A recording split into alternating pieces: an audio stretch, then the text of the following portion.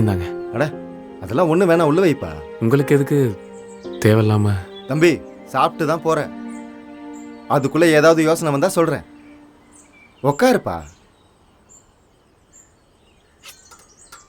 அண்ணா, என்னால முடிஞ்ச உதவி நான் ஏதாவது பண்றேண்ணா. சொன்னா கேட்க மாட்டேன், சரி வா. சூர்யா எதிர்பாராமல் ரோட்டை கவனிக்கிறான்.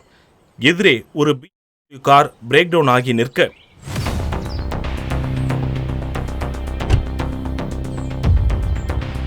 இன்னும் எவ்வளவு நேரம் ஆகும்? சார் ஒரு 10 நிமிஷம் sir. My foot idiots tickets. இன்னும் எவ்வளவு நேரம் இப்படியே நான் நடு ரோட்ல நிக்கிறது? சீக்கிரமா வேற காரை வர சொல்லு மேன், அப்புறம் இதை சரி பண்ணலாம். ரவிக்குமார் பேசிக்கொண்டே நடு ரோட்டை கிராஸ் செய்து கொண்டிருக்கும் பொழுது அவர் எதிரே ஒரு வண்டி பிரேக் பிடிக்காமல் வந்து கொண்டிருந்தது. ரவிக்குமார் அதை சற்றும் கவனிக்காமல் தொலைபேசியில் பேசிக் கொண்டிருக்க அதை கவனித்துக் கொண்டிருந்த சூர்யா திடுக்கிட்டு வேகமாக ஓடிச் சென்று ரவிக்குமாரை பிடித்து வேகமாக தள்ளிக்கொண்டு ரோட்டை விட்டு வெளியே சென்றான். பிரேக் பிடிக்காமல் வந்த அந்த வண்டி வேகமாக கிராஸ் செய்ய நூல் இழையில் ரவிக்குமார் உயிர் தப்பினார். மக்கள் பாராட்டிக் கொண்டிருப்பதை பெரிதும் பொருட்படுத்தாமல் அந்த தள்ளுவண்டி கடையில் இருந்த நாற்காலியில் அமர்ந்தான் சூர்யா.